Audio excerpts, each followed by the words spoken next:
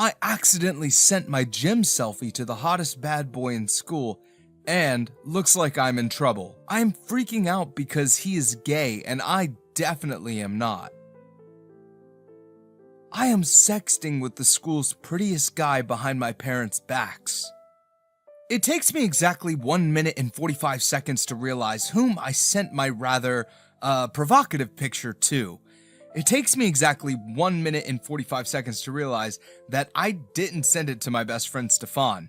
I sent it to Steve, the school's popular gay boy of all people. Not popular just for being gay, but for a lot of things, like sports and his academic records. However, now back to the problem at hand.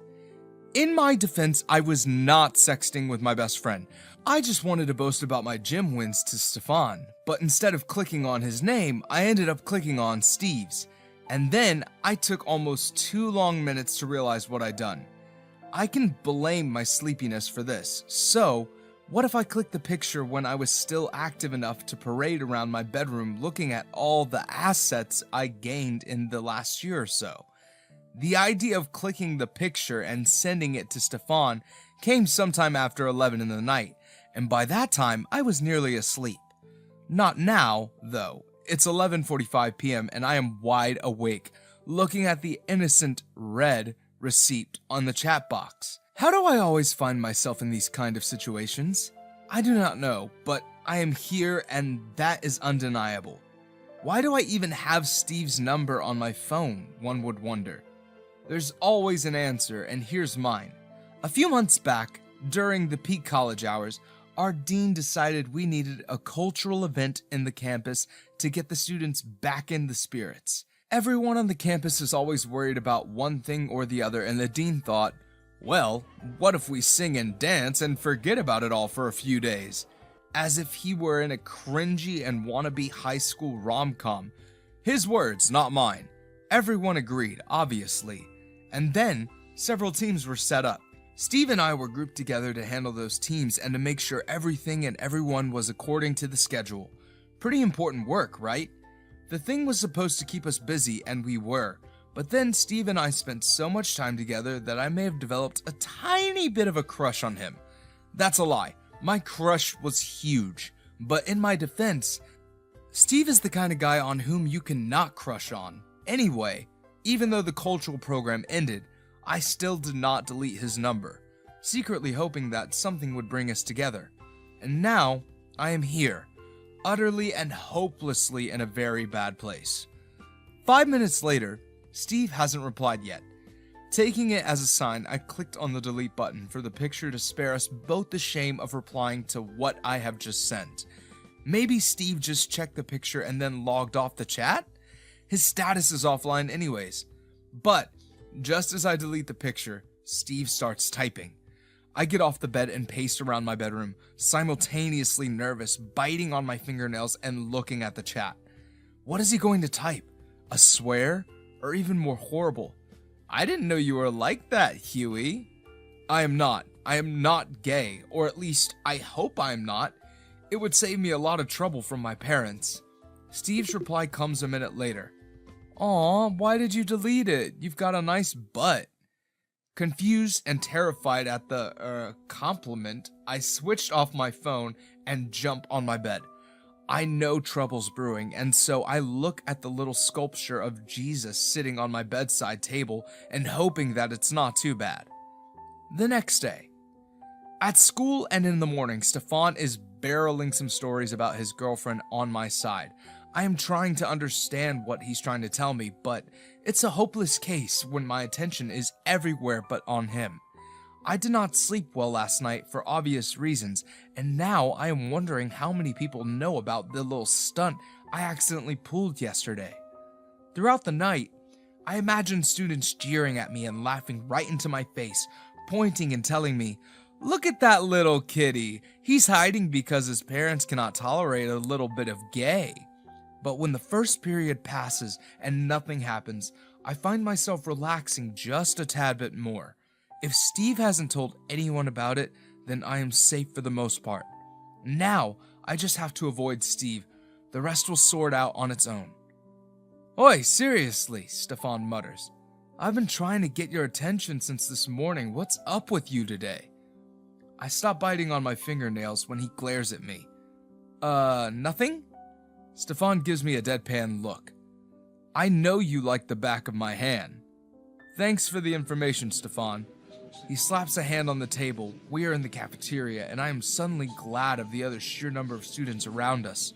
The crowd around us makes us just another pair of two people on this good planet Earth. Tell me what happened. I give him a soft smile. You're looking too much into it, Stefan. He leans over the table. What did you do? But before I can explain what I have done, a wave of a hand brings us out of the tension. It's Steve. Obviously it's Steve. I stifle a sigh and then look at him when he calls out my name with a sickening sweet smile. Stefan watches us both in silence. Hey Huey, Steve calls. How are you doing? I'm fine, I tell him with a smile of my own. What's up? You tell me that, he replies and grabs a chair to sit on it. I internally groan. Why did you delete the picture? Stefan swallows his food first before asking, What picture? Steve and I both ignore him. The tension is high in the air and Steve hasn't even blinked once. I swallow and nervously start bouncing my leg under the table. I am not gay, I tell him. There was no point keeping it up. It was a mistake. Something crosses Steve's expression for a slight second before his expression smooths. He is not upset. Probably taken aback or something. I don't know. Oh, but I am, he replies, and stands up, dusting off imaginary dust from his t-shirt. And as a man, not only as a gay man, but as a man, I can appreciate a guy. And then he walks away. Walks away as if he hasn't just said the most ridiculous thing I have ever heard. And even so, a blush coats my cheeks, long after he has left.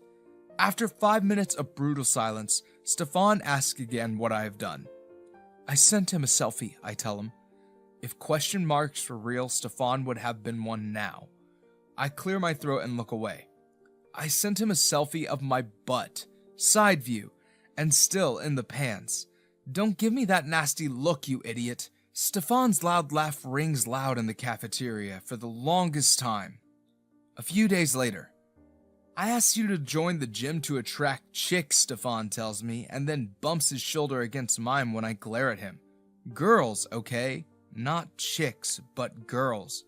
But you're on to something else here, Huey. I don't judge even our religion at all. I am not letting my parents know of this. Well, how bad can it be? It's just a selfie, it's not consequential, I tell him. It's not like it's such big news that I have to go and inform my parents of it. It's done. But it's not, because several hours later, and in the dead of night, I cannot help but scroll through my chat with Steve. Eventually, I stop at the latest one.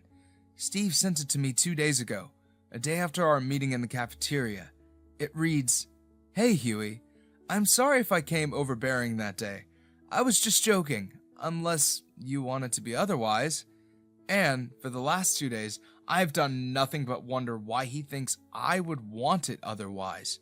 But as I stare at the message for the next 5 minutes, I know I can conjure up at least 5 reasons without thinking much about it.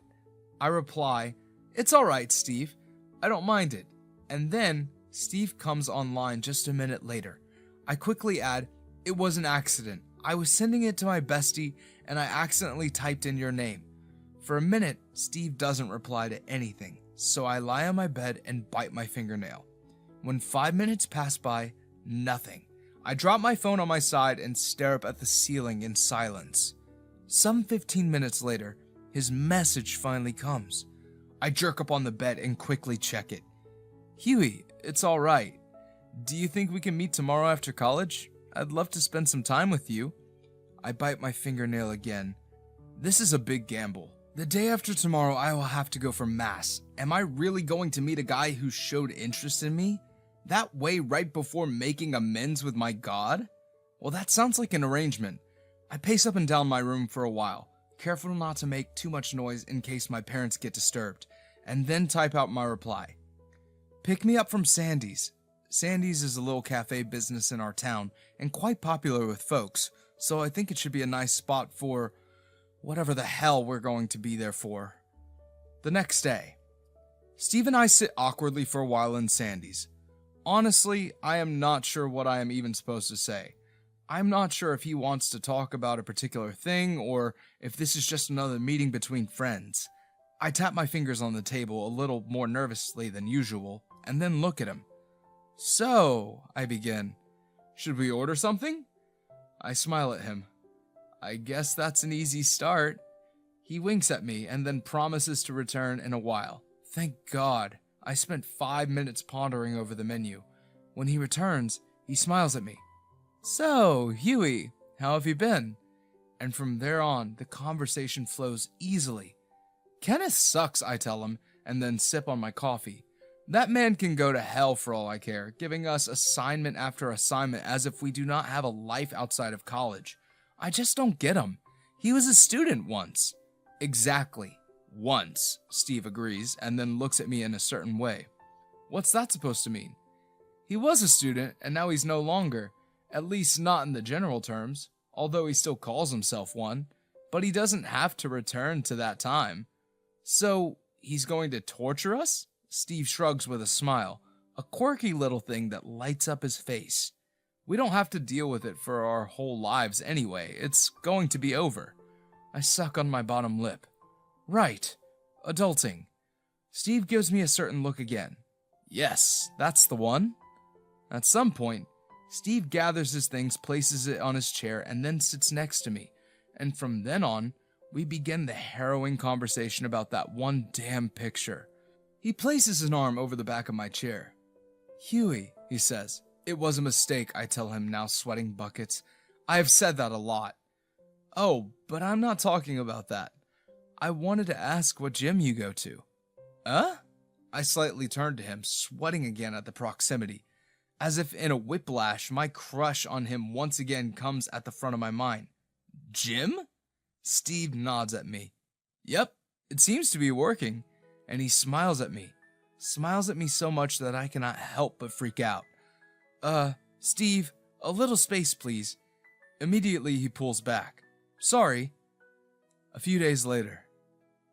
Don't get me wrong, Stefan says, but giving you space is the least he can do. That's not what I am talking about, and you know it. I chew on my bottom lip for a while and lie down on my bed. Stefan doesn't understand, but that's probably because he doesn't know that I have a huge crush on Steve. Should I tell him? But it isn't like anything special has happened between Steve and me. Nothing consequential, so do I need to come and tell my best friend that I suspect I have a crush on a guy? That there's a good chance that I do not like girls, and I never joined the gym to charm the girls but the guys? There are endless possibilities after all. I'm hanging out with Steve a lot these days, I add. Stefan looks up from his phone. Now that's something I already know. Care to tell me what's going on between you two?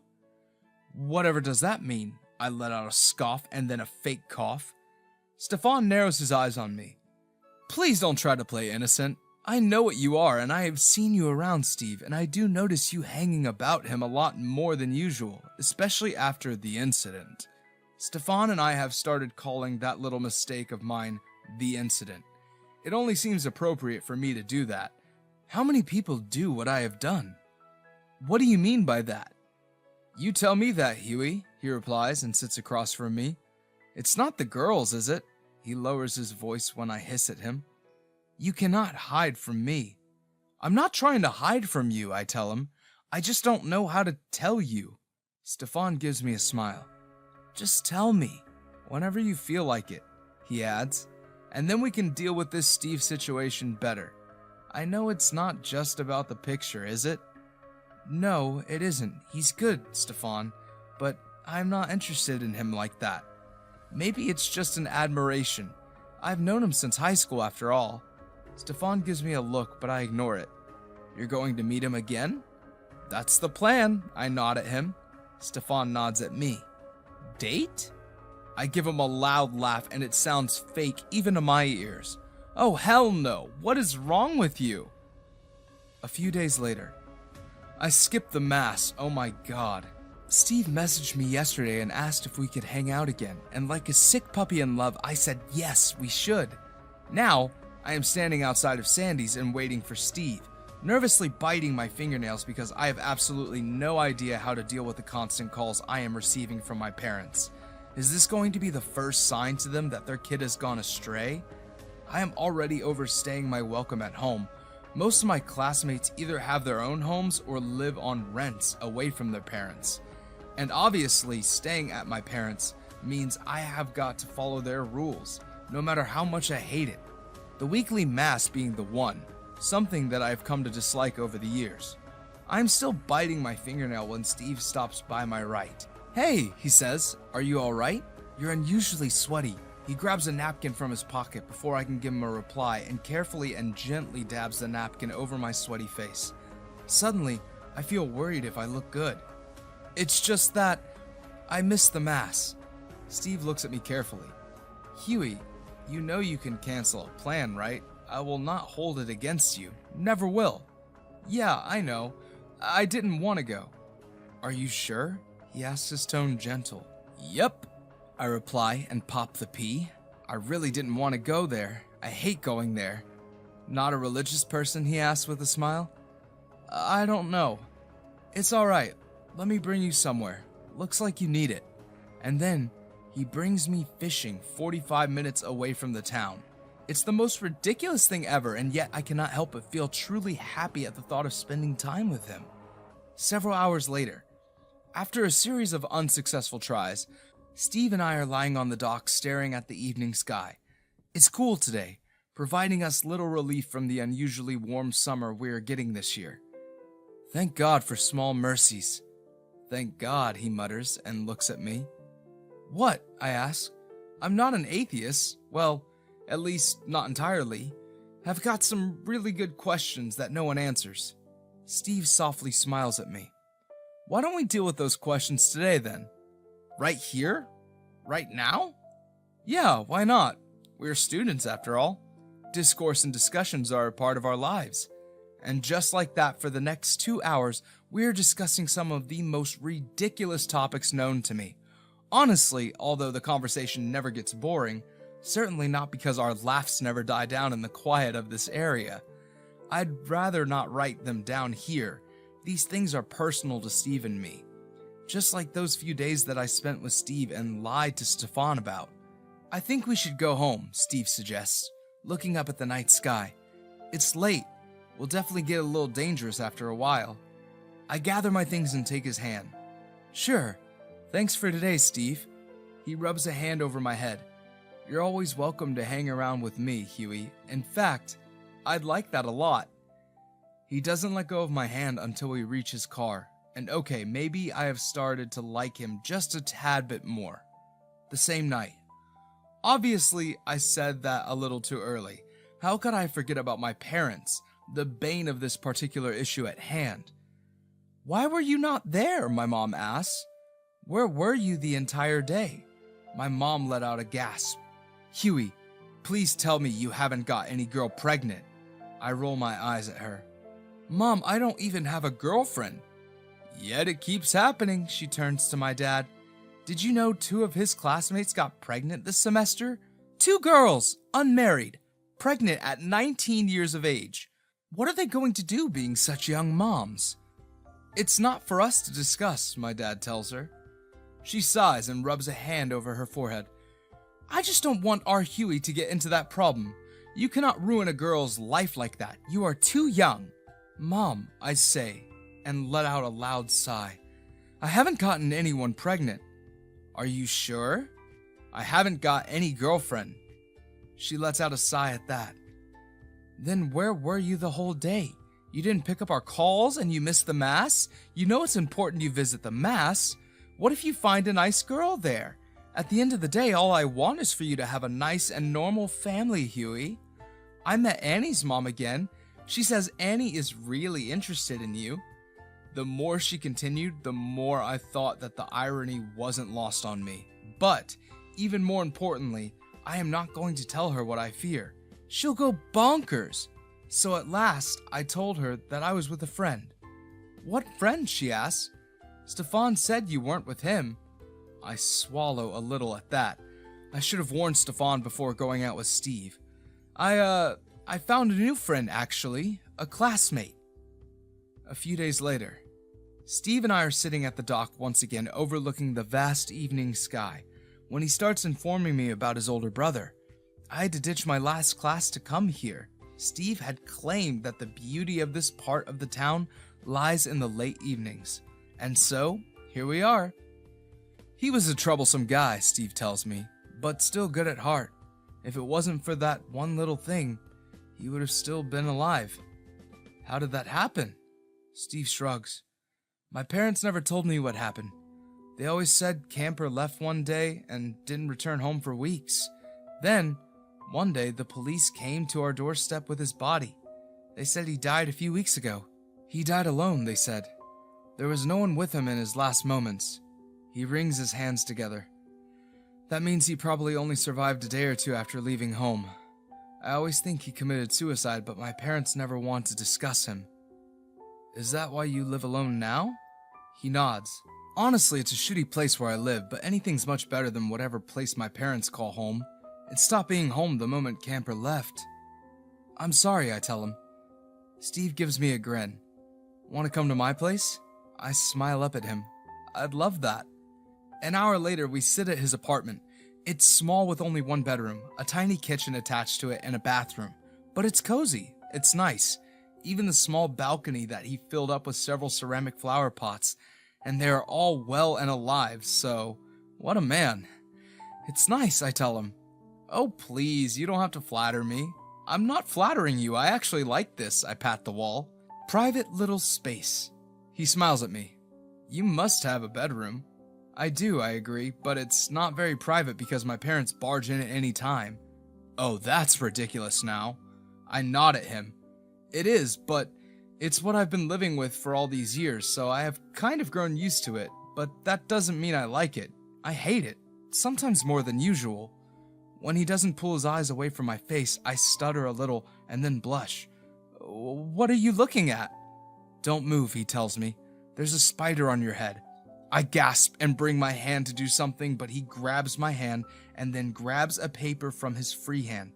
Don't move, he reminds me. You will have to take a shower in case it touched your bare body parts. He pulls it away and throws it out of the balcony. I'm sorry. I clean my home every weekend, so I don't know where that came from. My face is flushed red. It's all right. I need a shower, though. You sure do. The bathroom space is tiny, but I make do with it and quickly shower, in worry that I may be overstaying my welcome and Steve's generosity more than proposed. 5 minutes later comes a knock on the bathroom door. Hey Huey, I have placed the clothes in the bed. You didn't need to, I call from the bathroom. It's all right. It'd be better if you washed yours. Okay, I let out a smile. Thanks. 10 minutes later, I am out of the bathroom. Steve has cooked us some pasta and we munch on it until we are full. My phone rings again and I am not surprised to find it's my mom. Irritation wells up in me, but I am able to keep it under wraps. I will bring your clothes tomorrow to college, he says in a promising tone. Thanks, really. He smiles, then he brings a hand to pull something out of my hair. I'm not sure what that is, he lets out a laugh. When I don't reply, he looks right into my eyes, and he must have seen something, for I always have trouble hiding my feelings from him, because a moment later, he is pressing his lips against mine. For the longest minute, Steve and I are the only people on this planet. The loud traffic noise from outside his place is now background noise, something that cannot reach us no matter how hard it tries. And for a moment, I forget everything I have ever believed in. For a moment, I just kiss him in return, enough that I pull him closer with a hand on his neck, and then my phone rings 2 minutes later and the moment is shattered. I pull back with a gasp and look into his eyes with so much distrust that I am even surprised.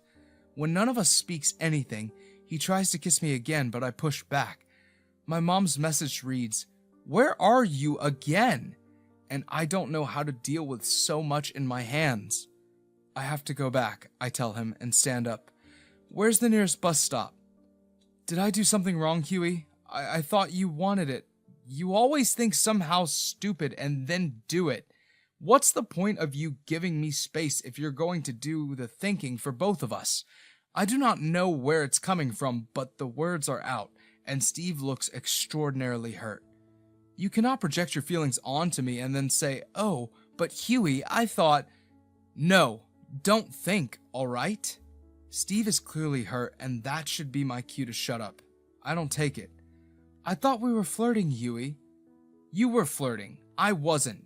You have that one leverage over me, and now you're trying to take advantage of that little mistake of mine. Something immediately shifts in Steve's expression. Then get out now. I don't want to stay anyway. And then I foolishly, with my misplaced anger, step outside his house. A few days later. You've been moping over this for some time now, Huey. Don't you think it'd be easier to just let out the truth? My parents. What are they going to do? It's the 21st century, man. It's about time queer people stop fearing coming out. I'm not queer, I reply in a small voice. Oh, but are you absolutely sure? No straight man's feelings would be so hurt from another man so much that he'd stop eating. You're clearly not okay. I lie on my bed and stare up at the ceiling. There's no way Steve doesn't hate me. I said some pretty bad things, Stefan. He hates me. Oh, I know you did. But you must apologize for what you said and did. The longer you wait, the worse it's going to get. He sighs when I don't say anything and then pats my thigh. Listen, Huey. You always say Steve's making efforts to spend time with you. That clearly means he likes you. That guy barely has time outside dealing with his so-called fans, and he makes time for you. He spends his entire day with you. I sigh. What if he hates me? How will you find that out unless you have talked to him? I chew on my bottom lip and look at him. In the evening, when Stefan's gone, I stand in front of the mirror and click several pictures. I have absolutely no idea why I am doing what I am doing, but I sent the sexiest one in my chat with Steve. For 3 hours, absolutely nothing happens. I know that because when I wake up next and open my chat to see what Steve had responded, he had replied with a thumbs up emoji. 5 hours later, I sent the picture. He sent me an emoji. I burst into tears and then fall asleep just like that. A few days later. Obviously, I come to realize my mistakes quicker than anyone expected. The next time I see Steve, I ask him if we can talk. Just a little, I add, when he looks doubtful. I've said some things that I didn't mean. I don't want you to live with things that I didn't mean. You're fumbling, he replies with a small smile. I'm nervous, I agree. He follows me out of there into a secluded corner. It's my parents. I live with them and they're super religious. Whenever we sit down to eat, we talk about nothing but how my mom needs me to marry a nice girl to carry on the family's legacy. I swallow when Steve leans against the wall to properly look at me. I fear that if I said I am hanging out with a guy or kissing a guy, they'd come to hate me. I don't want to lose them. Steve sighs a few minutes later and then comes closer. He runs a few fingers up my hair and then holds my face in his hands. Huey, I am not upset at you. You're not? No. It hurt a little. You did say some mean things, alright, but I am not upset at you. Steve grabs my hand then. Listen, I want you to know that no matter what happens, I am here, okay? You can count on me for everything. I smile at him. Thanks. It'll be alright with your parents. Thanks, Steve. He smiles at me. Can I come hang at your place tonight? Of course you can. A few days later. When things with Steve return to normal, I come to realize that it's better if my parents know about it. Sure thing, I don't know what will happen to us in the future, but I am willing to take the risk, even if it means that I will be brave enough to accept myself as I am in the future, even away from my parents and in front of strangers. So I sit down with my parents and tell them that I am seeing a guy. You're gay? I shake my head at my dad. I do not know what I am, Dad. I just know I like Steve. I have liked him for quite some time now and have only got the chance to be with him now. My mom doesn't say anything. I can build a normal family with Steve too, you know. Oh, she says, and then looks away. Mom, Dad, please say something. Give us some time, Huey. My mom agrees in a heartbeat. Give us some time. I'm sure it's not all bad. In the evening, I asked Steve if I could stay at his place. Stefan is out of town, so Steve's the only option. When he opens the door, I rush into his arms. They want some time, I tell him, but it felt too tense at home and I had to come here. Please tell me it's all right. Steve places a hand on the back of my head. Of course it's all right, Huey. I smile into his shoulder. Thank you. Would you like some noodles? I cooked some for us. It's Hakka. Oh, I love Hakka noodles. I grin at him and he pulls me into the house. It'll be all right, I promise. When I told my parents, they took their time too. I mean, it took them a few years, but they don't hate me, so yay! I laugh at that. Yeah, I'm sure. He pulls me in a side hug and kisses my temple. Until things are all right at home, you are welcome to stay here, Huey. In fact, you can shift here anytime. I place a kiss on his lips. Thanks, Steve. And to imagine, I have started dating my crush after a silly mistake gives me whiplash. Although that little selfie nearly gave me a heart attack, I cannot help but feel grateful about it now. If not for that, I wouldn't have started this little glorious relationship with Steve. Not even if God had pushed me right into his arms. We all need a little push, and mine happened to be a selfie. A rather provocative one, but a selfie nonetheless. A few weeks after coming out to my parents, I brought Steve to my home and introduced him to my parents. And although my parents still looked like they need to come to terms with it, Steve's easy demeanor has certainly made things easy for us. Stefan has always been waiting for this, so he looks happy around us. And about Steve and me, well, let's just say no sharing of selfies is accidental anymore. The end.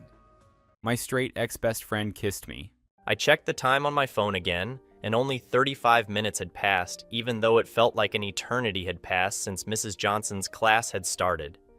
I was only half paying attention to what Mrs. Johnson was saying, the other half was dreaming about Alex. Alex was the most popular kid in our grade, and maybe even the whole school. He played both football and basketball. Alex was tall and big, taller than other boys our age, and he had a perfect body. When he walked past me, I just couldn't help it. I got images in my head, visions of valiant warriors from the past, men who rushed into battle bellowing their war cry at the top of their lungs. On top of that, Alex was also funny. He was also the school's bad boy. This means that Alex got into trouble with teachers often, but even the teachers loved him, and when they punished him, they usually did it with a smile, and we all knew it was because they didn't want to make it too obvious that they had a favorite. Alex also used to be my best friend. We used to be thick as thieves when we were younger. Where Alex was generally liked, I was the opposite. I was the school's resident nerd, but even that did not make me cute or something like that. I kept to myself a lot, and somehow many students disliked me. I guess they thought I was being snobbish or something because I was smarter than the rest of them. It was not that I didn't like people, I just really liked being on my own. Besides, I was not always alone. Sometimes I hung out with a few other kids. And I didn't used to be a loner. I used to have Alex, and that was enough. Alex had been my best friend right until we got to high school, and he became Mr. Popular. Anyway, it was good that Alex and I stopped being best friends because I have had the biggest crush on him since we were 14. It might even have gone on longer than that. Even though we used to be best friends and had been friends since we were kids, somehow Alex and I had drifted apart during high school, and now we are almost like strangers to each other. Recently, Alex has been in my thoughts a lot. I remember when we were about to begin high school, we talked about attending the same college and sticking together forever. It was that day that I was thinking about as I watched Alex exchange notes with a girl behind him. That Sunday afternoon, Alex and I had been playing games all afternoon. School was starting in 2 weeks, and if I had known that Alex and I would soon stop being friends, I would have told him how I felt right there. You know what would be nice? I asked Alex as I dribbled his defender on screen. Before I could shoot, he tackled me and gave away a free kick. What's that? Alex asked, pausing the game to look at me. If we went to the same college, I said. Imagine that. We could be roommates in college. I think that would be even more fun. I guess it would be nice in California together, Alex said with a smile on his face. He folded his hands behind his head, and looked as if he was imagining us together in college. I didn't want to go to California. I had been thinking of Princeton, mostly because Einstein taught there. California? I asked. Why California? Alex looked back at me, his beautiful green eyes holding my own. I guess for you, if it's not MIT or Harvard, it's not good enough? Well, not all of us are smart enough, you know? I actually was thinking about Princeton, but I guess California is God too. I stayed silent for a moment and then asked, why California though? Alex's eyes twinkled as he replied, Sam, think about all the beautiful beaches and women. Women everywhere, dude. Think about it. With my looks and your brains, we will rule. He struck a pose that made me laugh. In that moment, I seriously thought about going to California just to be with him. We'll rule California, Alex. Me and you together. I unpaused the game, but Alex paused it again. That would be nice, he said and shrugged. But his next words surprised me. But what about your dream school? I know you've always wanted to go to Princeton. Einstein taught there for a while, right? Wow. So Alex listens to me. I had only mentioned Princeton to him once. With a sigh, I replied, yeah, but I don't know. I guess if we went to different colleges, we could still stay friends. We could visit each other on some weekends and breaks. True, Alex agreed, but there was a hint of longing in his voice. But it wouldn't be the same. We wouldn't get to see each other every day and hang out all the time. I don't know, I admitted. I really want to go to Princeton, but I also don't want to go to college without my only friend. Alex started the game again. I'm not your only friend, he said as I played the free kick, even though both of us knew he was. And no matter what happens, we'll still be friends. I hope so, I said, a mixture of uncertainty and hope in my voice. Then Alex spoke up. Hey, he said, his tone serious. You know what? I don't really care where I go to college as long as I can be on a sports team. So why don't I just choose the same college as you? I stared at Alex in disbelief. Are you serious? I asked. Alex nodded with a determined look. Yeah, he said, a hint of a grin forming. I'm serious. There are women at Princeton too. His face became serious. Wait, there are women in Princeton too, right? His face was so funny. Yes, I replied. Although I was laughing, deep down I was disappointed. There are women at Princeton. Although that was 4 years ago, the memory still made me smile. I was lost in the memory of that day and smiling in class so I did not hear the teacher, Mrs. Johnson, call my name. She called my name twice before the girl next to me. Tracy tapped my shoulder. I was startled. Sam, do you mind sharing what's funny with the class? Maybe we can share in your amusement? You can bet that I was not going to tell the entire class that I was daydreaming about my crush. Besides, it was the last class for the day, and I didn't even really need to be there. To be honest, the issue of college was settled for me. At this point, I was just waiting to graduate high school. I shook my head, but Mrs. Johnson did not like that. She did not like being defied in general. Her face scrunched up, she walked closer to my desk at the front of the class, and she asked me, "Were you even listening to me, Sam?" "Sorry, Mrs. Johnson," I said. I got carried away a little. I should have looked down or something, but I was feeling bold. You know, not listening in class is how people miss out on college, Sam, Mrs. Johnson said. In my head, I was like, does this woman not know that I'm top of this class and neck with Yasmin in the race for valedictorian? For some reason, that just pissed me off, so I muttered, I don't need your class to get to college anyway. Mrs. Johnson's face turned red with anger. Her eyes went round and she tightened her fists. Detention, she said through clenched teeth. After school, in my classroom. Fine, I said, and sat down. I took my pen and started spinning it. Alex, who was sitting several rows behind me, snickered. What's so funny, Alex? Mrs. Johnson asked. Nothing, Alex said, still trying to hide his laughter. He ducked his head, but everyone could see that he was laughing silently. Detention, Mrs. Johnson repeated. After school, in my classroom. Alex just shrugged. Cool, he replied to her. Mrs. Johnson stormed out of the classroom, leaving us alone. What an old bat, Alex said. The entire class roared with laughter, and even I joined them. When school ended about 20 minutes later, Alex and I waited in the class for Mrs. Johnson. She made us wait until students had mostly cleared out before coming. When she arrived, she didn't even sit down. She just gave the both of us an annoyed look and said, "Follow me." I carried my backpack and rushed after her. I felt like I should apologize to her for my behavior earlier. I was a good student. I didn't even know what got into me. But then Alex said something, and I almost laughed. My mom's gonna kill me if I don't get home on time, Alex said. He dragged his palm over his face and sighed tiredly. He looked so good that I had to turn my eyes away and focus on Mrs. Johnson's back.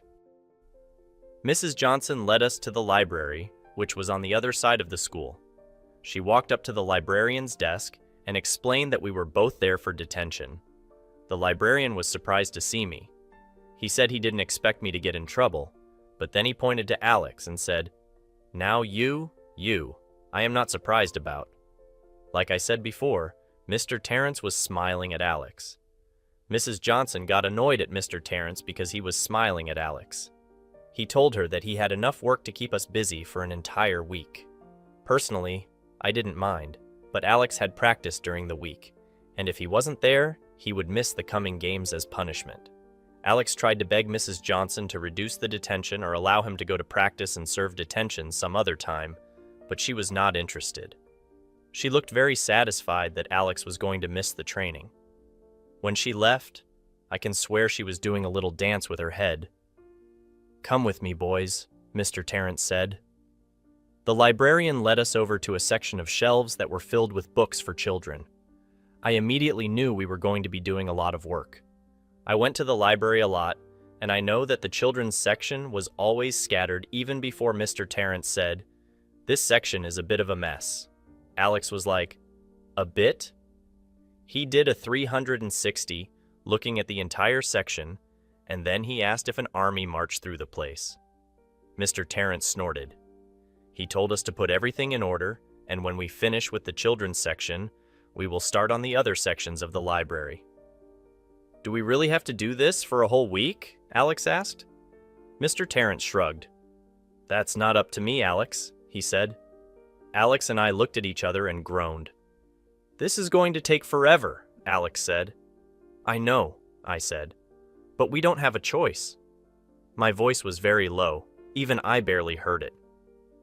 We started with the floor, arranging the toys, blankets, and all the things that had been left lying around. We spent the next hour rearranging the books. Alex and I barely spoke to each other while we were rearranging the children's section. What was there to say anyway? Several times, I thought of saying something to him, just something casual, but I couldn't make myself do it. But I shouldn't even have worried. Wherever you put Alex, he would find something to amuse himself, and he got me involved.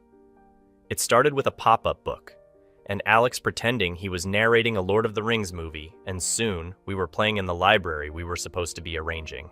I had no idea how much time had passed, but when I checked the time, it was almost 7 p.m. Shit. I stopped laughing, which made Alex ask, "What is it, Sam?" "Library closes by 6. It's almost 7, I replied.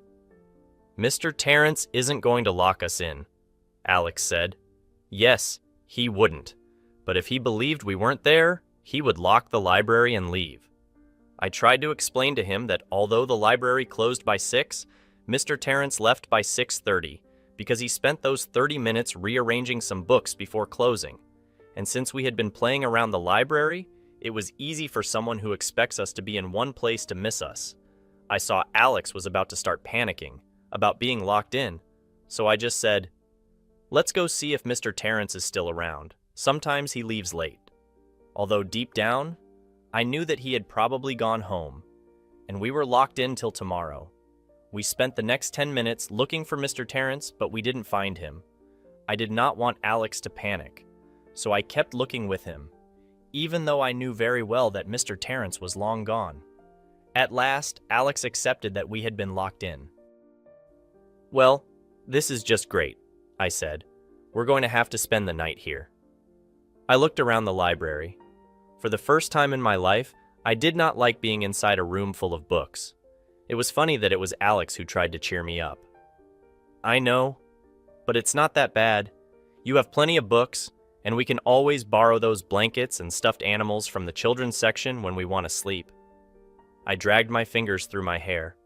I was getting angry at the whole situation, and Alex's stupid smile was not helping. I rested against a wall, but there was no wall, just an uncomfortable bookshelf. "Yeah, but what about food?" I asked him, because I was soon going to start starving, and we could not eat books. Alex just shrugged. We had absolutely no food, and the only water we could drink was the small water left in my water bottle. "We'll be fine," Alex said, and sat down in a chair.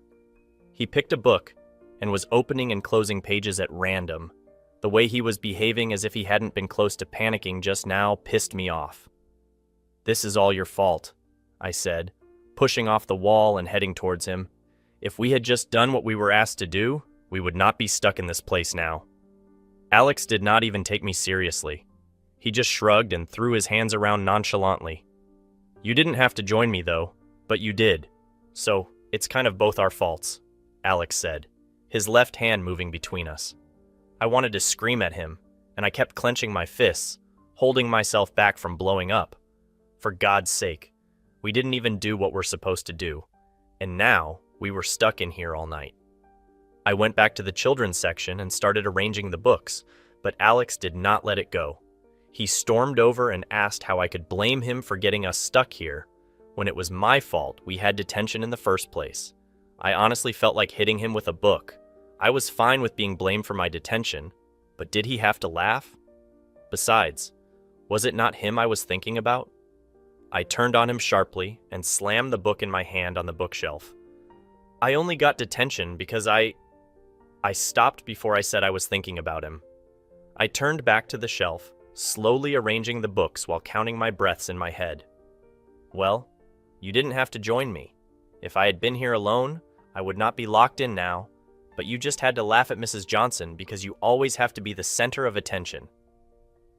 "You're the one who disrespected the teacher. I just laughed." He picked a book and angrily shoved it inside the bookshelf without even checking if it was in the right order. "You called her an old bat," I shouted at him. "It's not like she heard me." That was what really pissed me off. "So it's okay for you, but I'm not allowed to say anything to teachers?" I asked. "That's not what I said," Alex said. "I'm just saying that there are different rules for different situations." "Well, I don't care about that," I said. "I'm tired of you always making excuses for your bad behavior, and I'm tired of you getting away with everything when you're clearly a culprit," I concluded. I shoved him out of the way and angrily walked away. I didn't even know where I was walking to, but I just walked away. Alex grabbed my shoulder and stopped me. "Fine. I was the one who got us locked in here. I'm the one who's always causing trouble. Are you happy now?" I took a step back, feeling overwhelmed by his anger. I had not expected him to yell in my face like that. It had been overwhelming. I paused, not sure of what to do. Calmly, I wanted to apologize to him, but something held me back. Besides, I was still frustrated about being locked in the library. Alex walked away, leaving me standing alone in the children's section. My footsteps echoed as I walked through the library aisles, my heart heavy with remorse. After several minutes, I spotted Alex sitting in a quiet corner, reading a book. I took a deep breath and approached him, my steps soft on the polished floors. When I reached his side, I cleared my throat, and he looked up, surprise in his eyes. I could not stand the silence any longer. "Alex, I'm so sorry for what I said earlier. I didn't mean to blame you for everything. I should not have blown up like that." Alex's expression softened, and he closed the book he'd been reading. "Sam, you don't have to apologize. I know you didn't mean any harm." "Yeah," I said. I wasn't sure of what to say next. Alex looked at me as if he was waiting for me to say something. I had to ask, "What?" "There's something on your mind," Alex pointed out. No, there isn't. We used to tell each other everything? Alex said suddenly. Yeah, we used to, I replied slowly. Alex's response was tinged with bitterness. So why did we stop? I was taken aback by his question. I don't know. I guess we just drifted apart, I replied, uncertain about where this conversation was heading. Alex let out a mocking laugh. We just drifted apart, he repeated, his tone filled with sarcasm. Alex? I asked. I was getting more and more confused and anxious. You want to talk, Sam? He asked, his eyes locked on mine, his voice rising again. How about why you stopped talking to me? His words struck me like a bolt of lightning. I hadn't stopped talking to him. It was Alex who had become popular and abandoned our friendship. I didn't stop talking to you, Alex. We just went in different directions, I argued, my voice very small.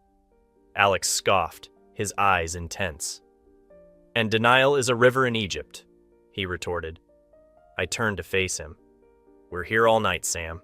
When you're ready to face the truth, we'll talk, he stated firmly, then returned his attention to the textbook he had been reading.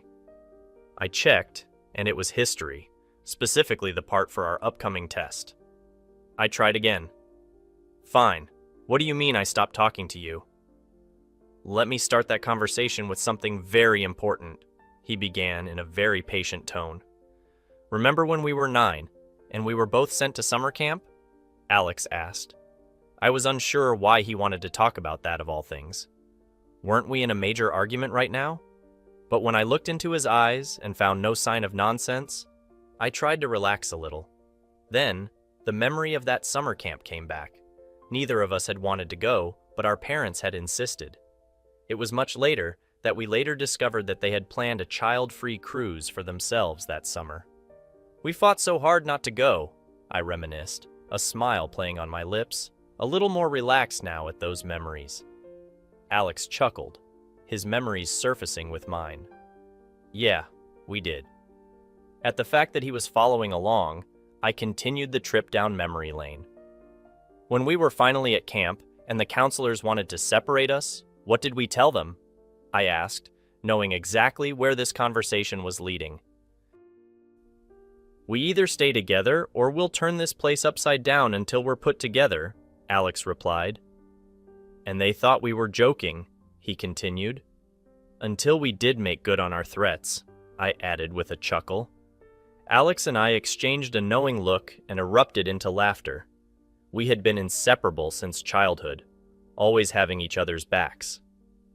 By the time they eventually put us together, it was too late. We had already gained a reputation, I noted. And we just had to uphold that reputation, Alex concluded, his eyes reflecting a certain understanding. I understood that confession did not come out for no reason. I thought of it a moment too long, and it was then that I sensed the shift in our conversation's direction. Why did you start making trouble at school, Alex? I asked, my curiosity piqued. Alex sighed, and his shoulders slumped. Because of you, dummy. Me? Why? I asked. My shock was very obvious on my face. What the hell do you mean because of me? Alex admitted. I don't know. I guess I thought you would try to talk sense into me, and we would somehow go back to being friends. I couldn't hide my astonishment.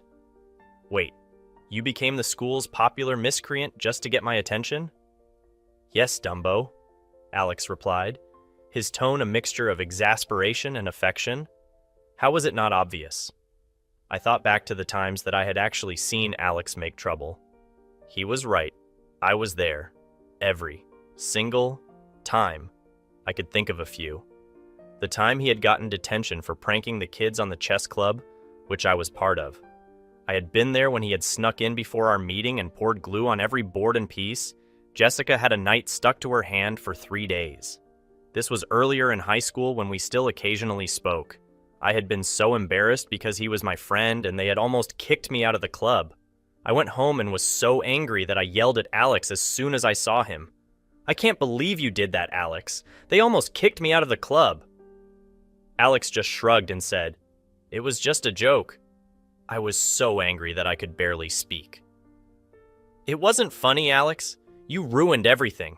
Jessica still has a knight stuck to her hand. Alex laughed. That's hilarious. I couldn't believe that he thought it was funny. It's not funny, Alex. It's mean. Calm down, Sam. He put his arms around my shoulder.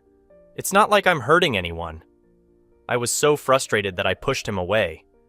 You're making them feel embarrassed and humiliated. Alex rolled his eyes. I had been so angry that I had just walked away and stopped talking to him. I think that was the beginning of us not talking at all. The time he had gotten in trouble with the principal for setting off stink bombs in the school cafeteria. Nobody could eat that day. I had been there when he had lit the fuses and thrown them down the hallway. In fact, he had waited for me to enter before setting them off. The whole school smelled like rotten eggs. The principal had been furious. He had suspended Alex for a week. I was relieved that he was finally getting what he deserved. Each time he did something, I distanced myself from him more. But why? I pressed, still trying to understand the reason for his actions. Because we were supposed to stick together, Alex explained, and you just left me alone. Why did you do that, dude? I could have answered several things, especially those that he did in his childishness. But instead of any of that, what I let out was, I have a crush on you. Alex didn't even look up. His phone's flashlight cast an eerie glow in the dimly lit room. Took you long enough, he remarked casually. My voice trembled, laced with surprise. Wait, what do you mean by that? Alex finally raised his gaze from the textbook, his eyes meeting mine. I know. I've known for a while now. How? I was baffled, my mind racing. You're not very subtle, Sam, he replied with a hint of amusement. My face flushed, a mix of embarrassment and disbelief. So, the whole school knows? My voice shot up an octave, echoing through the hushed library. Alex chuckled, shaking his head. No. I guess I've known you for so long that I can tell. He paused, his expression turning serious. You know, at first, I thought it was some other guy you liked that was making you distance yourself from me. But then I realized it was me. I remained silent, absorbing his words. And you said nothing? I finally managed to ask, my voice barely a whisper.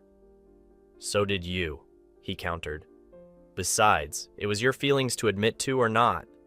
My mind wandered back to the past few months, the awkward silences, the unspoken tension. I had noticed a change in Alex, a new crowd he seemed to gravitate towards. The jocks, the cheerleaders, the popular kids. I felt a pang of insecurity, a fear of being left behind. I thought you had outgrown me, I confessed, my voice laced with self-doubt. Alex placed a reassuring hand on my shoulder. God, Sam, I am on the team. I will inevitably hang around the jocks, he said, making air quotes around the word. And most of the girls you see me with are cheerleaders or friends of the other players. I started to say, but I paused. I was just being foolish, huh? I said, my gaze fixed on the floor. Well, not exactly, Alex replied, his eyes filled with understanding. I thought you would be mad or something if you knew, I explained, my heart pounding in my chest. I expected an answer, a tease, but he did something better. Alex leaned closer, our noses almost touching. I felt my breath catch in my throat, my heart skipping a beat. His eyes, those deep, soulful eyes, were locked on mine. And then he kissed me. It was a gentle kiss, full of tenderness and unspoken emotions. My body melted into his, and for a moment, the world around us faded away. I like you too, dumbass, he whispered against my lips. A wave of relief and joy washed over me. I smiled, a genuine, heartfelt smile that reflected the happiness bubbling within me. Alex smiled back, his eyes sparkling with affection. As the kiss ended, we remained there for a moment, lost in each other's gaze. Then, he really decided to run back into the past memories. Remember that time we stole the kitchen keys and made pancakes for the whole camp? Alex asked. I grinned as I struggled to recover from the kiss. How could I forget? Alex and I had been at camp for 2 weeks when we decided that we were tired of eating the same bland food every day. We decided to take matters into our own hands. We had enlisted the help of 3 other kids, one of them older. She was the only one who came willingly. We waited until everyone was asleep, and then we snuck into the kitchen. We found the keys to the pantry and the freezer, and we started to gather our ingredients. We made enough pancakes for everyone at camp, and we even made a special batch for the counselors. We left the pancakes in the dining hall, and then we went back to our cabin. The next morning, when everyone came to breakfast, they were surprised to see the pancakes. The counselors were even more surprised. "Who made these pancakes?" one of the counselors asked. Alex and I looked at each other and smiled. We didn't say anything, but we knew that everyone knew it was us.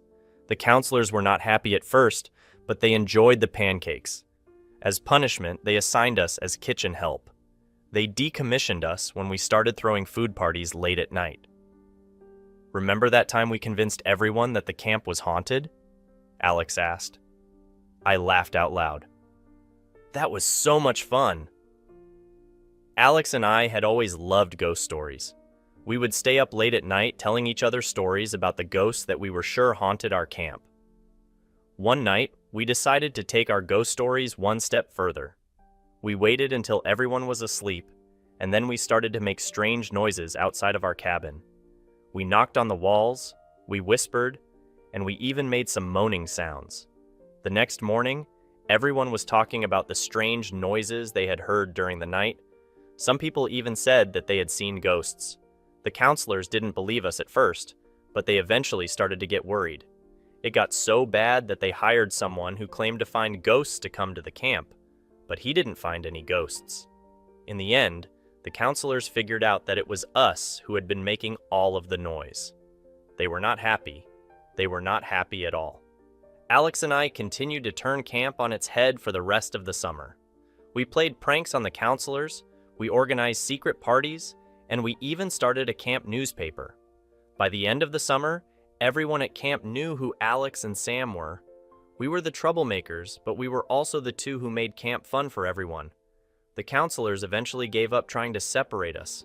They realized that it was better to have us together than to have us wreaking havoc on our own. Alex and I were both sad to leave camp at the end of the summer. We had made so many memories, and we had made so many friends, but we knew that we would always have each other. The rest of the night, we talked, reminiscing about our childhood and how close we had been. Then, Alex dropped a bomb on me. "Did you get into Princeton?" he asked. "Yes," I said. "Good. It would have been terrible to go New Jersey on my own," Alex said. "You got into Princeton?" I yelled. Alex nodded. "But how?" I didn't know his grades, but I knew that he wasn't a serious enough student in class. "Tutors. That's what I spend most of my pocket money on." My jaw hit the ground. I couldn't believe it. Alex had done that? I didn't know what to say, so I said the stupidest thing ever. "I can't believe you still remember," I said. "I can't believe you thought I would forget," Alex replied. Conclusion. The next morning, Mr. Terrence found us in the library. He was initially upset about our unscheduled sleepover, but upon hearing our story, he became apologetic for locking us in. We told him it was all right. Our parents had been worried sick and were relieved to find us in good condition. We explained that it was our fault that Mr. Terrence locked us in. Alex and I left the library hand in hand, knowing that our friendship had rekindled and transformed into something deeper. We would both attend Princeton and continue creating memories together. Our journey as best friends had come full circle, and we were ready to face whatever challenges lay ahead. As we stepped out of the library into the new day, the sun shining bright, I couldn't help but feel that our story had come full circle. From childhood friends causing mischief at summer camp, to high school pals drifting apart and finally finding our way back to each other, our bond had survived and grown stronger. And as we ventured into the next chapter of our lives, I knew that no matter what challenges lay ahead, we would face them together, as friends, confidants, and maybe even something more. The end. I finally had sex with my childhood crush. The bus wheels crunched over the gravel as we pulled up to Camp Belly. The place hadn't changed a bit. The same towering pines, the same rustic cabins, even the same creaky dock jutting out over the sparkling lake. A wave of nostalgia hit me like a punch to the gut. It's been 10 years and it still looks the same, I muttered to myself. I clutched my sketchbook tighter, my fingers itching to capture the scene. I stared at my reflection in the mirror. The regular American man, not bad by any standards, but the awkward smile on my lips and the occasional hunch of my shoulders docked off all my points. As I stepped off the bus, the sun glared down, forcing me to squint. I scanned the familiar landscape, my heart racing. This place had a decade's worth of memories, most of them tangled up with one person, Francis Holt. I hadn't seen him since that summer a decade ago, but the hurt from our last interaction still stung. "Welcome back, Theo," a chirpy voice interrupted my thoughts. Jenny, the camp director, appeared, her blonde ponytail bouncing as she jogged over. "We're so glad you can join us this summer. How have you been?" Good, I replied, offering a weak smile. "Just been busy with work." She nodded, not really interested in the details. "Great, let's get you settled in.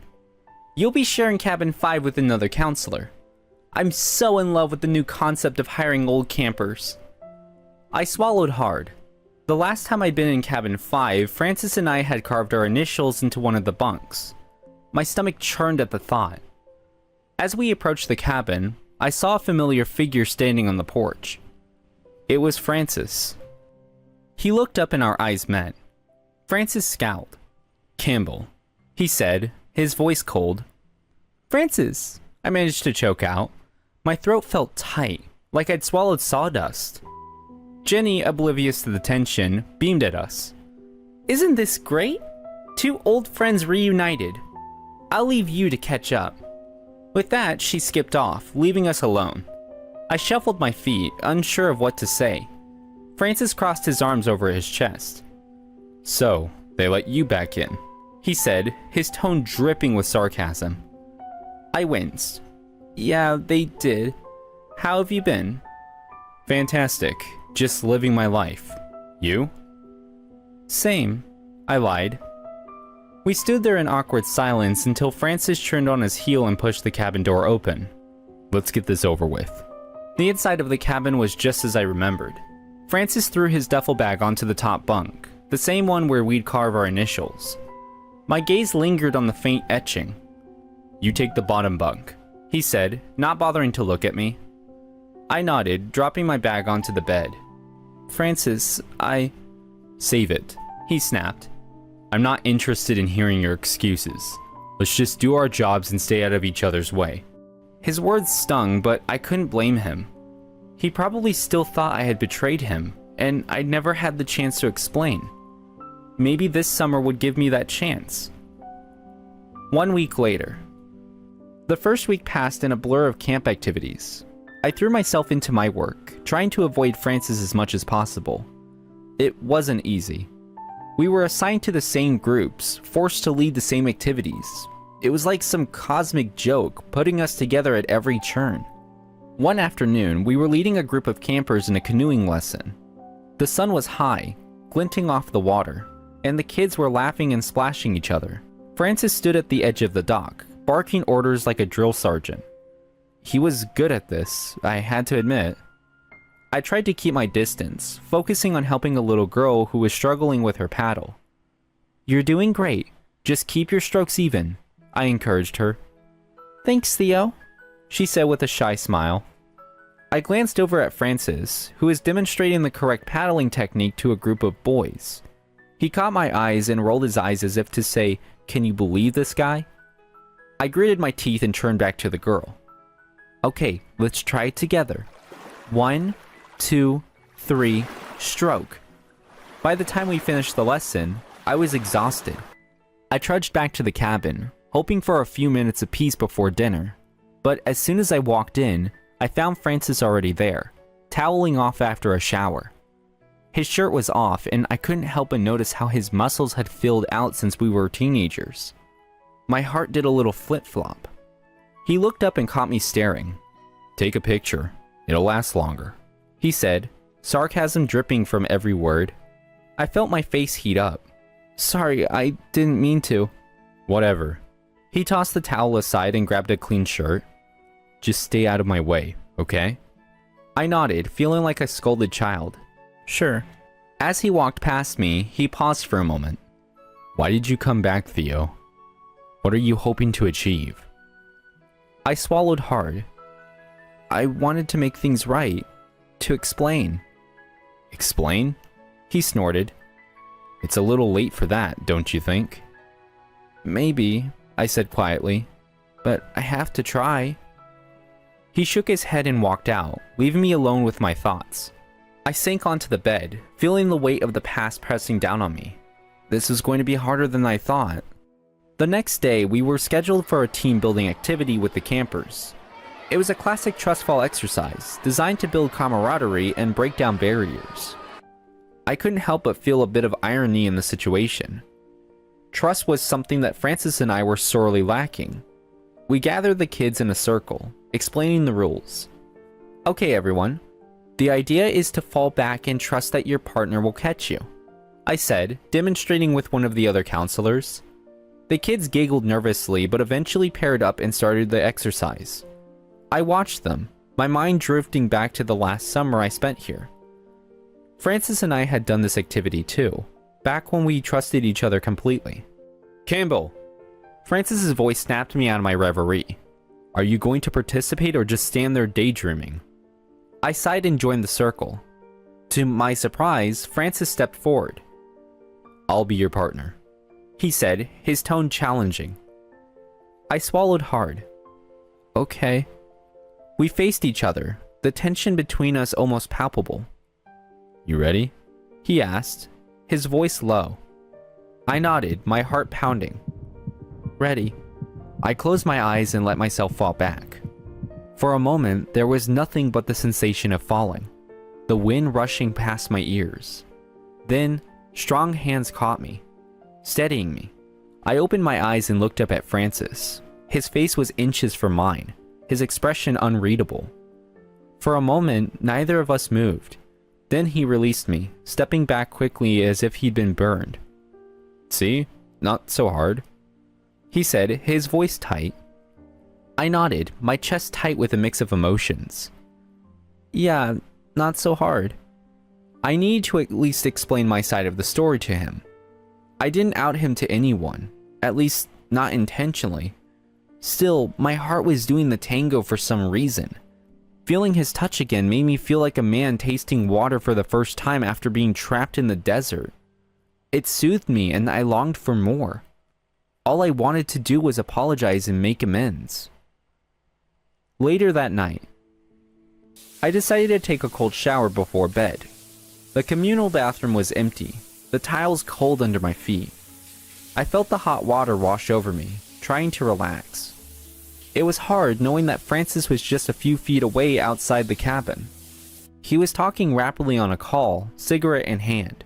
Usually I hated nicotine, but the way the tendrils of smoke wrapped around his silhouette sent butterflies free in my stomach. I turned off the water and reached for my towel, only to realize I'd forgotten it in the cabin. I wrapped my arms around myself and peeked out the door. The coast was clear. I quickly made a plan. Run out, grab towel, slip into a pair of shorts immediately. I darted down the hall, praying I wouldn't run into Francis. As I rounded the corner, I collided with a solid, warm body. I yelped, slipping on the wet floor. My body tensed, ready for the fall, but a pair of strong arms wrapped around my damp skin. Whoa, careful there. I looked up, my face burning. Thanks, I forgot my towel.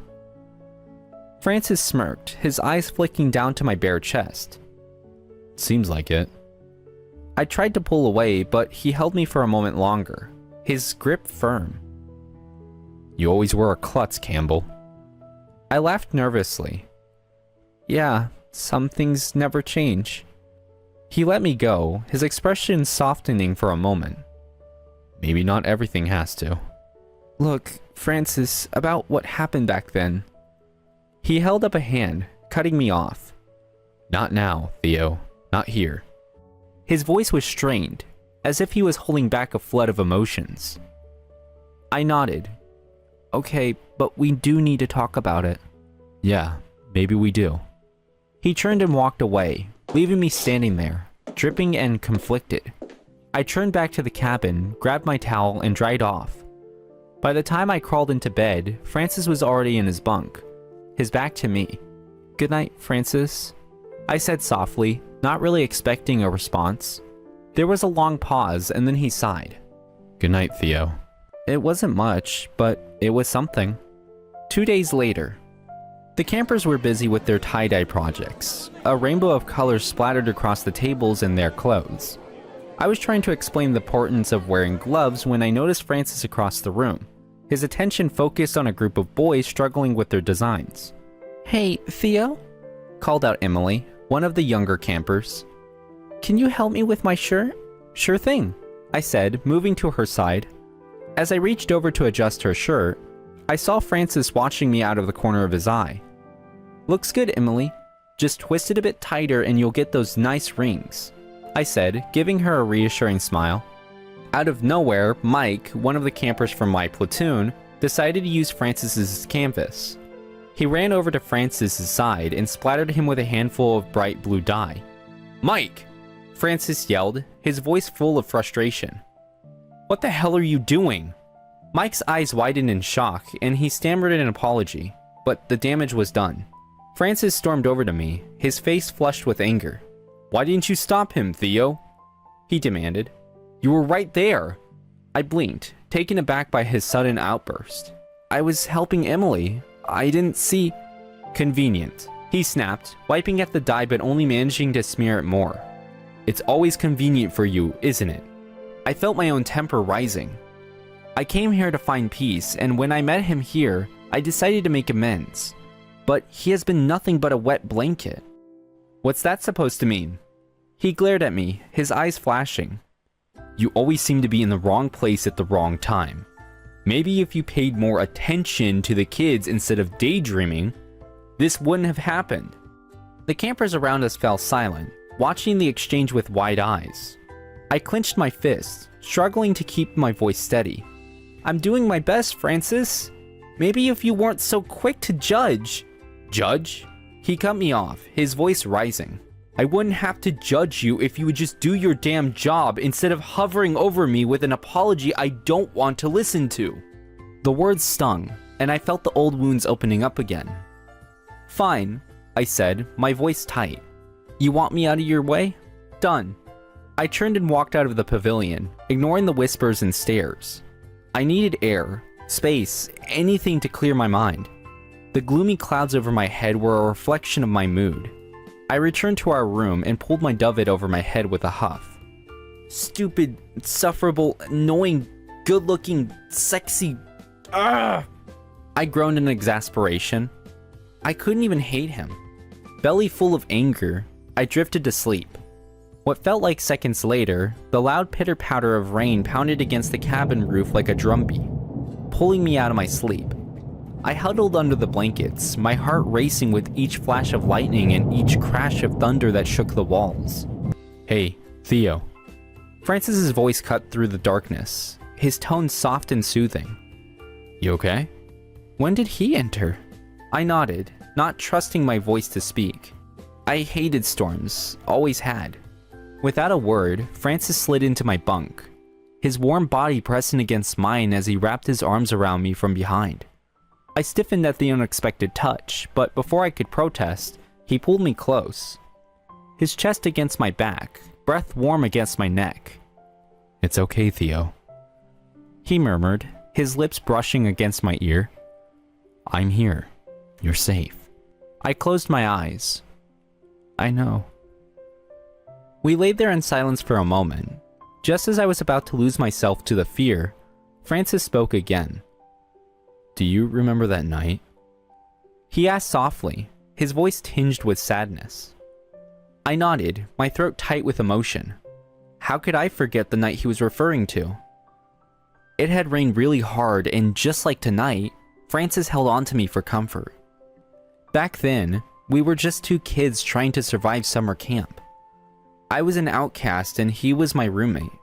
The storm had been terrifying to me, and as the winds howled and the rain pelted down, Francis had taken my hand. "We're going to be okay," he had said, his voice firm despite the tremor in it. "Just stay close." It was during that night, as the storm raged on, that Francis had opened up to me in a way he never had before. "Theo," he had whispered, his voice barely audible over the rain.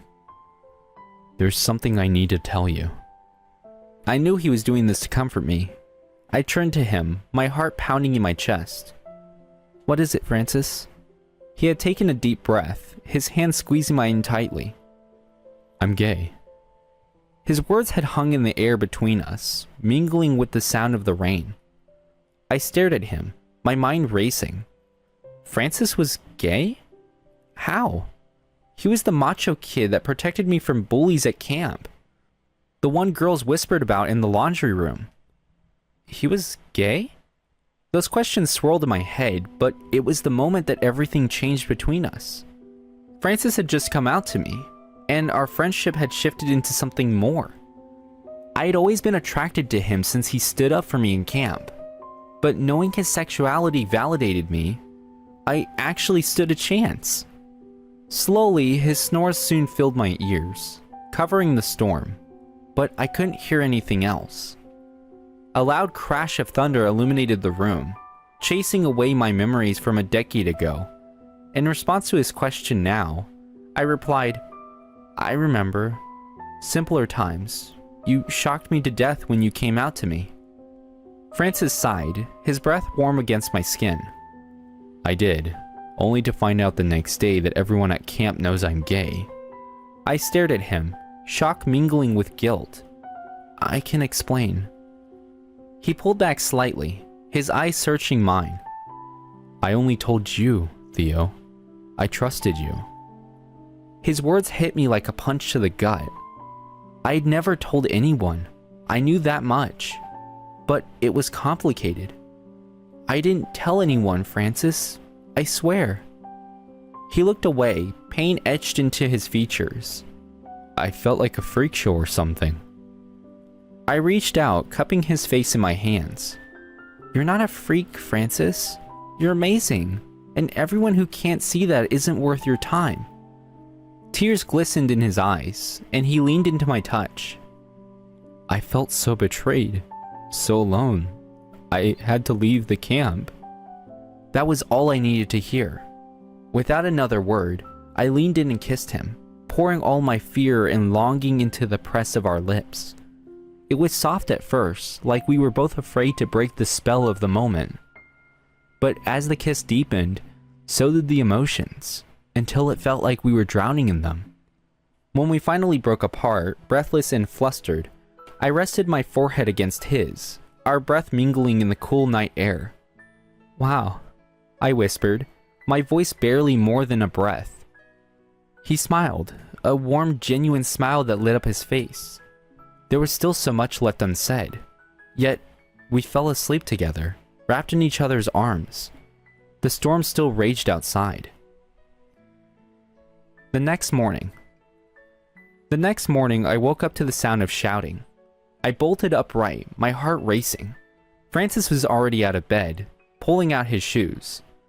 "What's going on?" I asked, rubbing the sleep from my eyes.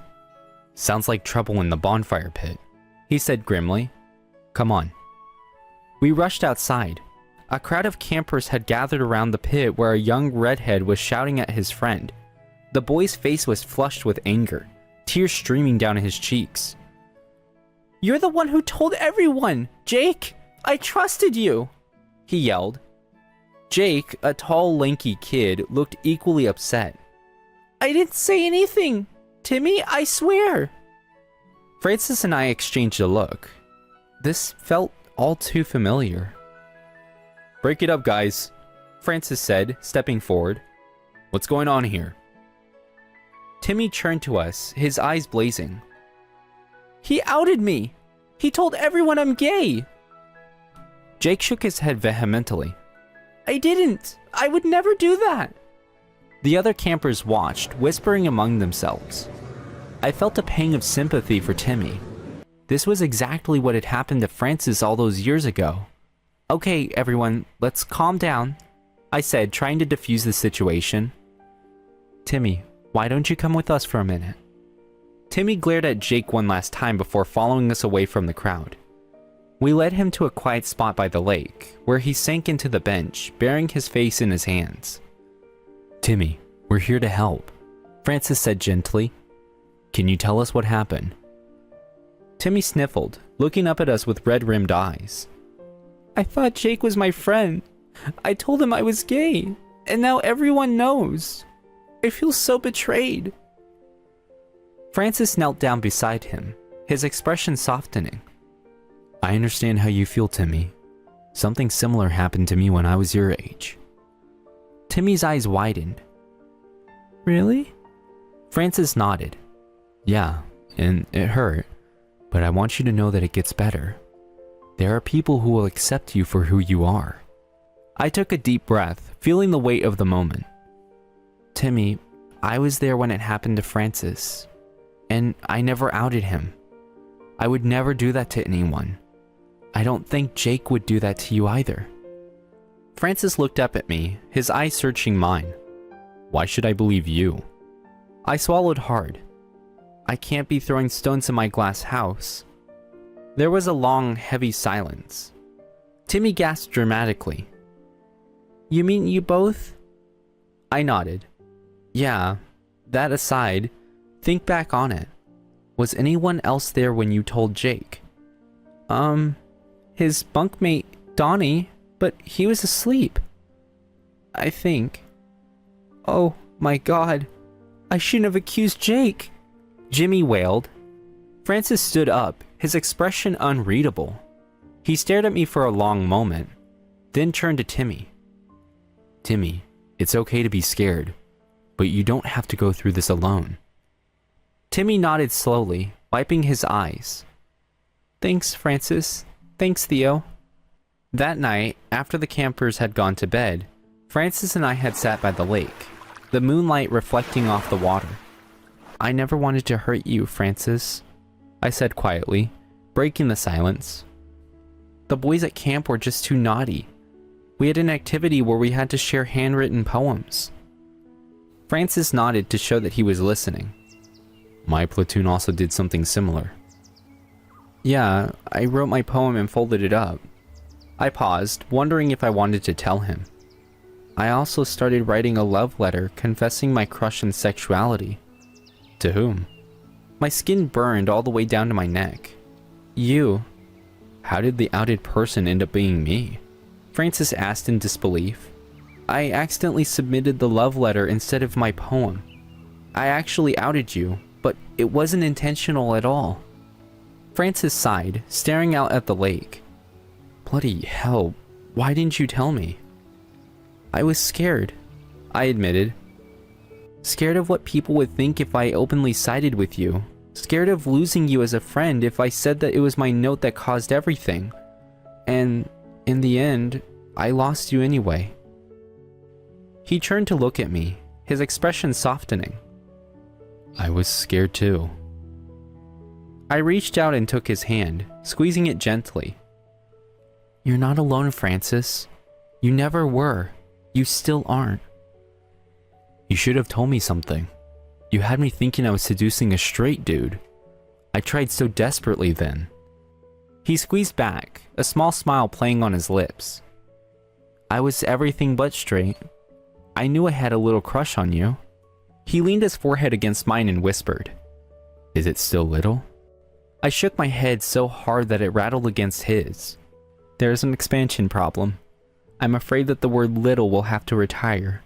Francis's lips widened with a wide smile as he pressed them against mine, warm and sweet. We sat there for a long time, holding hands and watching the moonlight dance on the water. For the first time in 10 years, I felt a sense of peace. 2 days later, Timmy made peace with Jake and they sorted their problems. I was proud of them. They didn't allow it to ruin their friendship. The mess hall was buzzing with chatter as the campers and counselors gathered for lunch.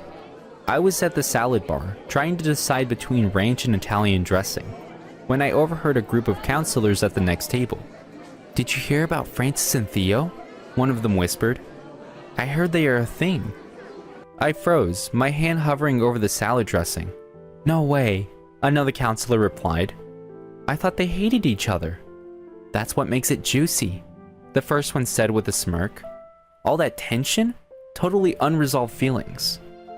I felt my face heat up, and I quickly grabbed my plate, making my way to the farthest corner of the room. The seat wasn't even warm yet before one of the kids walked up to me. "Miss Jenny asked me to call you, Sir Theo." I left the hall and went towards the office in confusion. What did she want? I walked in, wondering what could possibly have gone wrong now. "Theo, we need to talk," she said, her voice unusually grave. "Timmy's mother is here, and she's not happy." My stomach dropped. "What happened?" Jenny sighed, rubbing her temples. "She found out about the incident at the bonfire, and she wants to speak with both Francis and you." I nodded, feeling a sense of dread. "Okay, let's get this over with." We walked into the small office where Timmy's mother, Mrs. Johnson, was waiting. She was a tall, imposing woman. "Mrs. Johnson, this is Theo Campbell." Jenny introduced me. He was there when the incident happened. Mrs. Johnson turned her sharp gaze on me, and I felt like a kid caught with his hand in the cookie jar. "Mr. Campbell, I want to know what you're doing to protect my son." I took a deep breath. "Mrs. Johnson, we take bullying very seriously here. We're doing everything we can to ensure Timmy feels safe and supported.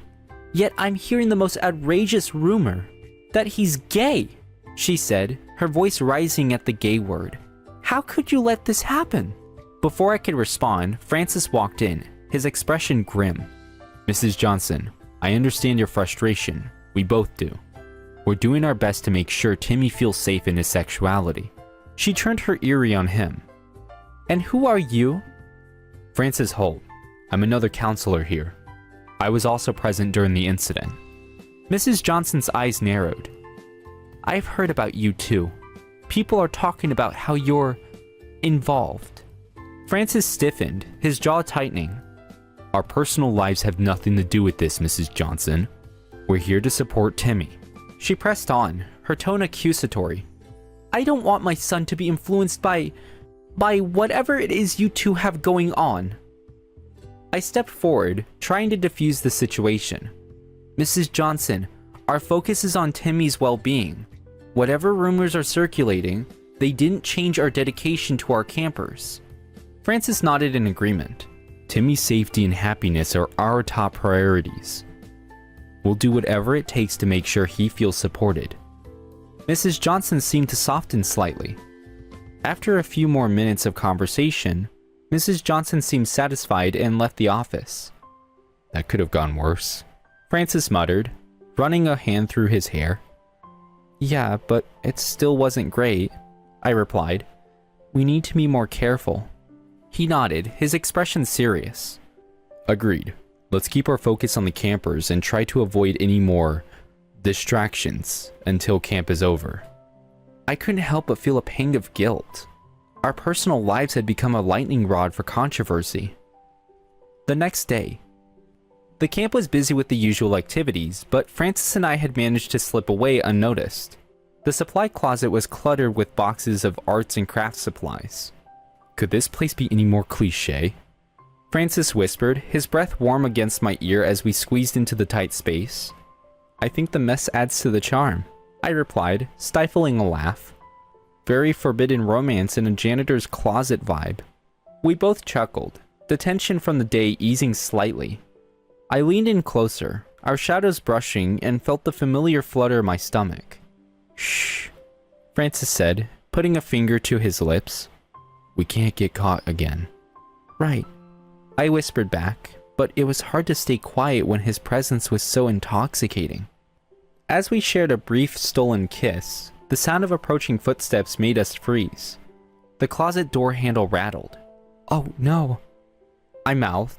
"Did someone leave a box of paintbrushes in here?" A voice called out. It was Jenny. Francis and I exchanged a look. There was no way out but forward, and we were definitely about to get caught. "I think it's in the bag," another voice said. Francis grabbed a random box, and we both tried to look busy. The door creaked open, and Jenny peeked in. "Oh, there you are," she said, looking surprised but not suspicious. "We need those paintbrushes for the afternoon activity." "Sure thing," Francis said, his voice a perfect picture of calm. He handed her the box, and she gave us a nod before closing the door again. As soon as the coast was clear, we burst into silent laughter, relief flooding through us. "That was too close," I said, still grinning. "Way too close," Francis agreed, but his eyes twinkled with mischief. "We should be more careful next time." "Agreed," I said, though secretly, I was already looking forward to our next stolen moment. 2 weeks later. The rest of the summer passed in a blur of camp activities, shared laughs, and stolen moments. Francis and I grew closer, the old wounds slowly healing. One evening, we found ourselves alone in the cabin, the other counselors out for a late-night swim. Francis was sitting on his bunk, sketching in his notebook. I watched him for a moment, feeling a surge of affection. "What you drawing?" I asked, leaning over to get a better look. He glanced up, a shy smile on his face. "Just doodling." I raised an eyebrow. "Can I see?" He hesitated for a moment, then handed me the notebook. I flipped through the pages, my heart skipping a beat as I recognized the odd sketches. Technique could use some work though, but I could recognize the images. They were of us, sitting by the lake, laughing with the campers, even the moment we shared our first kiss. "These are amazing, Francis," I said, feeling a lump in my throat. "You're really talented." He shrugged, looking embarrassed. "Thanks." I set the notebook aside and took his hand. "Francis, I want to be with you. For real, not just for the summer." He looked up, his eyes shining with emotion. "Me too, Theo.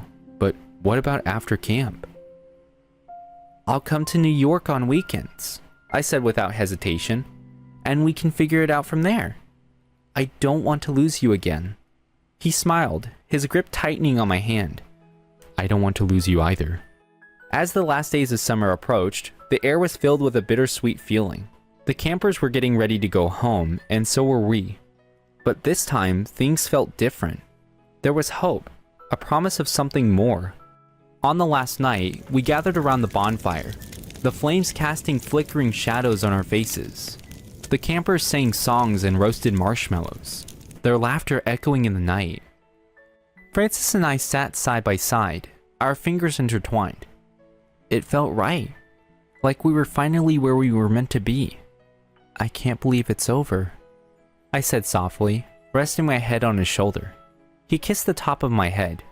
"It's not over, Theo. It's just the beginning." As the fire crackled and the stars shone above us, I knew he was right. We had found our way back to each other, and this time, we weren't letting go. 1 month later, exactly a month later, I stood in my small studio apartment in Maine, packing a bag for my weekend trip to New York. My heart was light, a smile playing on my lips. The phone rang, and I answered it, recognizing Francis's number. "Hey, you." "Hey, yourself," he replied, his voice warm and familiar. "Ready for the weekend?" "Always," I said, feeling a rush of excitement. "I can't wait to see you." "Me too," he said softly. "I've got a surprise for you." "Oh? What kind of surprise?" "You'll see," he teased. "Just hurry up and get here." I laughed, feeling happier than I had in years. On my way. As I locked up and headed out, I couldn't help but feel grateful for that summer at Camp Belly. It had given us a second chance, and this time, we were making the most of it. Love had found its way back to us, and this time, we were ready. Camp Belly reached out to us again the next summer. Francis and I were in the middle of house hunting. I'd more or less moved into his place. My job could be done from anywhere, but Francis's engineering firm was permanent. Although it meant moving away from my family, it was a compromise I was willing to make. Francis was all too happy to accept the invite from Camp Belly. It was time for summer to work its magic again. The end. How long is too long when it comes to love? Thank you guys for watching. consider subscribing to become a part of our Rainbow Force, and feel free to go and check out our Ko-Fi page. Stay wholesome.